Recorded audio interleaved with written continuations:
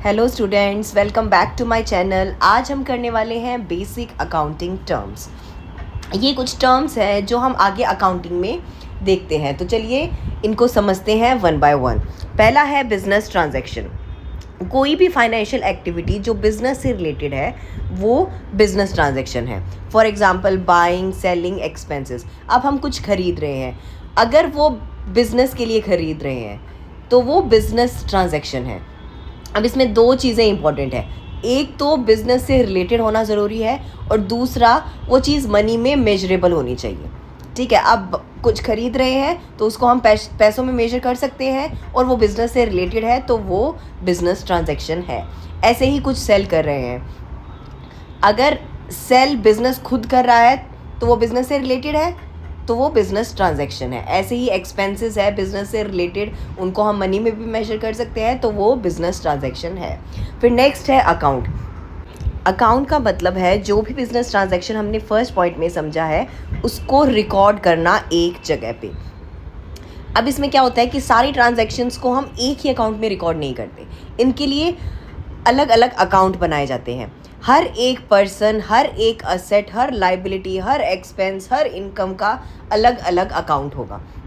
जैसे असेट है, हमारे पास मशीनरी है, फर्नीचर है, लैंड है, तो अब हर एक असेट का अलग अलग अकाउंट होगा और उससे रिलेटेड सारे ट्रांजैक्शंस हम उस अकाउंट में करेंगे। ऐसे ही कोई लाइबिलिटी है, जैसे राम श्याम बहुत सारे क्रेडिटर्स है, बहुत सारे सप्लायर्स है, तो उन सब के अलग अलग अकाउंट होंगे और उन सब के पास अगर हम कुछ पैसे भेज रहे हैं, उनसे कुछ सामान आ रहा है तो वो उनके अकाउंट में लिखा जाएगा। ठीक है, फिर नेक्स्ट है कैपिटल।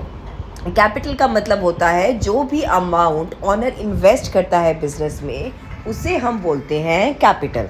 ठीक है, और ड्राइंग्स होती है, अगर ऑनर कुछ विड्रॉ करता है बिजनेस से अपने पर्सनल यूज़ के लिए तो उसको बोला जाता है ड्राइंग्स। नेक्स्ट है असेट्स। असेट्स का मतलब होता है जो भी बिजनेस ऑन करता है वो सारे के सारे असेट्स हैं। बिजनेस की जो प्रॉपर्टी है वो असेट्स है, जैसे कि फर्नीचर, बिल्डिंग, स्टॉक है, कैश है, जिनकी भी कुछ वैल्यू है और जो बिज़नेस ऑन करता है वो सारे के सारे असेट्स हैं। अब असेट्स के भी आगे टाइप्स है। पहला है करंट असेट। करंट असेट का मतलब होता है ऐसे असेट जिनको हम एक साल के अंदर अंदर कैश में कन्वर्ट कर सकते हैं, जैसे कि कैश है, बैंक बैलेंस है, डेटर्स है, स्टॉक है। ये सारे क्या है, शॉर्ट टर्म यूज़ के लिए है और इनको जल्दी ही पैसे में कन्वर्ट भी कर सकते हैं, तो इनको हम बोलते हैं करंट असेट। फिर नेक्स्ट है non current asset. Non current asset fixed asset होते हैं और ये लॉन्ग टर्म तक बिजनेस में यूज़ होने वाले होते हैं। इनको हम एक साल के अंदर अंदर पैसों में कन्वर्ट नहीं करते, जैसे कि बिल्डिंग, मशीनरी, फर्नीचर, ये सब क्या है, ये लॉन्ग टर्म के लिए यूज़ होने वाले हैं और इनको हम पैसों में जल्दी से कन्वर्ट नहीं करते, तो ये है नॉन करंट असेट। फिर नेक्स्ट है टेंजिबल असेट। टेंजिबल असेट वो होते हैं जिनको हम देख सकते हैं या टच कर सकते हैं, जैसे कि लैंड, इक्विपमेंट, स्टॉक, व्हीकल्स, ये सारे टेंजिबल असेट्स हैं। और इनटेंजिबल असेट वो होते हैं जिनको देख नहीं सकते, ना ही टच कर सकते, लेकिन उनकी वैल्यू है बिजनेस में, जैसे कि गुडविल, पेटेंट, ट्रेडमार्क। इनको हम नहीं देख सकते, ना ही टच कर सकते, लेकिन वैल्यू है। नेक्स्ट है फिक्टिशियस असेट्स। ये रियल असेट नहीं होते पर बुक में शो किए जाते हैं, जैसे एडवर्टीज़मेंट एक्सपेंस, ये एक हिसाब से खर्चे होते हैं। ठीक है, लेकिन जैसे एडवर्टीज़मेंट एक्सपेंस है, अब जब हम एडवर्टीज़मेंट एक्सपेंस करते हैं तो इसका हमें फ़ायदा बहुत टाइम तक मिलता है आगे, तो इसलिए इसको हम एक साल, जिस साल में ये किया है उसी साल इसको सारा का सारा प्रॉफिट एंड लॉस, मतलब उस साल का खर्चा नहीं मान सकते इसको, क्योंकि इसका बेनिफिट भी हमें आगे आने वाले टाइम में मिलेगा, तो इसके खर्चे को भी हमें आगे आने वाले टाइम में डिवाइड करना चाहिए।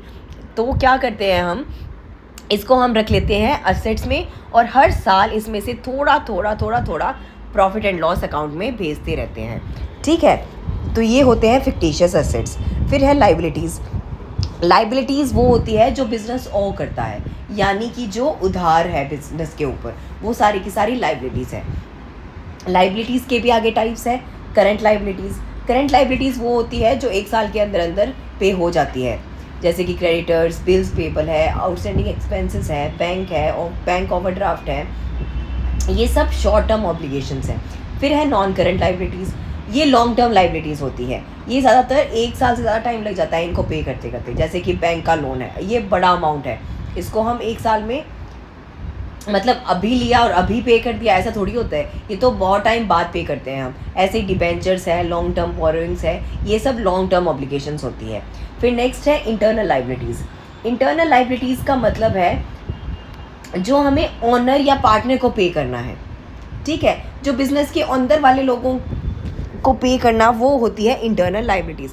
जैसे कि ओनर ने जो इन्वेस्टमेंट कर रखा है बिजनेस में, अब देखा जाए तो बिजनेस ही उसका है, तो इन्वेस्टमेंट को लाइबिलिटी कंसीडर नहीं करना चाहिए, उधार थोड़ी है ये बिजनेस के लिए।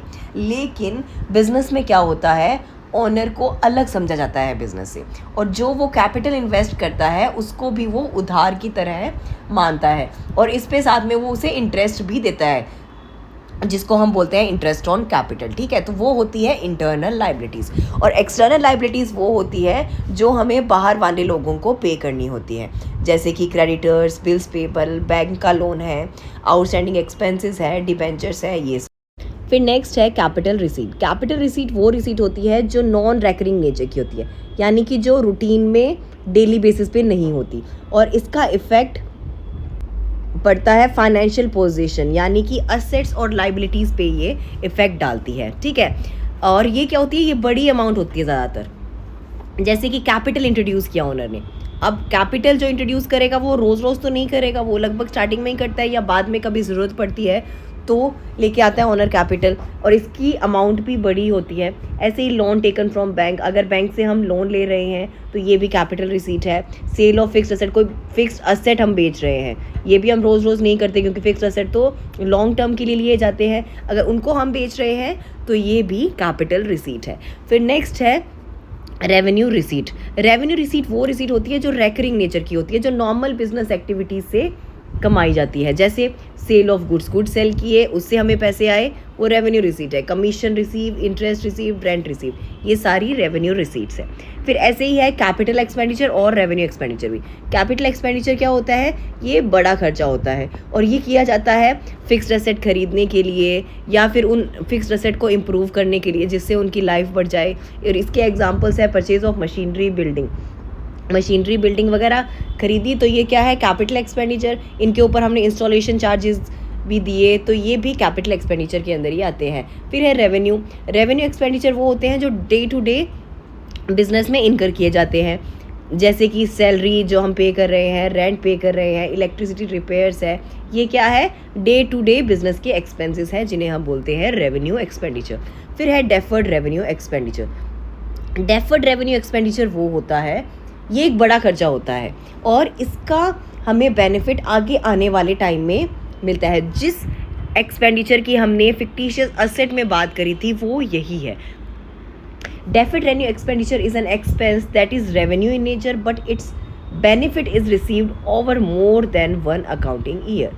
ये रेवेन्यू नेचर का होता है, लेकिन इसका बेनिफिट हमें एक से ज़्यादा सालों में आगे मिलने वाला होता है। जैसे कि हैवी एडवर्टीजमेंट एक्सपेंस, कोई बहुत ही टीवी पे हमने कोई एडवर्टीजमेंट एक्सपेंस किया है, अब इसका हमें फ़ायदा तो बहुत सालों तक मिलने वाला है। ऐसे प्रीलिमिनरी एक्सपेंसेस, रिसर्च एक्सपेंसेस, ये सब डेफर्ड रेवेन्यू एक्सपेंडिचर होते हैं।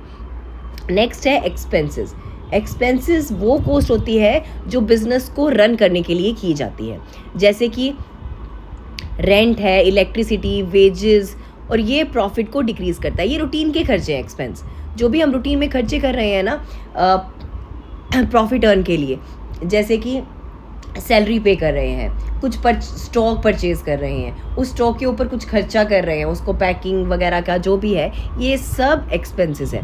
और रेवेन्यू क्या होता है, रेवेन्यू वो होता है जो अमाउंट हम अर्न करते हैं नॉर्मल बिजनेस एक्टिविटी से, जिस चीज़ के लिए हमने बिजनेस शुरू किया है। जैसे कि हम सेल कर रहे हैं, कुछ प्रोडक्ट सेल कर रहे हैं, तो अब उससे जो हमें अर्निंग आएगी उसको हम बोलेंगे रेवेन्यू। ये मेन अर्निंग होती है बिजनेस की, जैसे कि sale of goods, fees received, commission, और ये प्रॉफिट को इंक्रीज़ करती है। फिर है प्रॉफिट क्या होता है, ये होता है टोटल रेवेन्यू जब टोटल एक्सपेंसेस से एक्सीड कर जाती है, वो होता है प्रॉफिट उस अकाउंटिंग पीरियड का, ठीक है।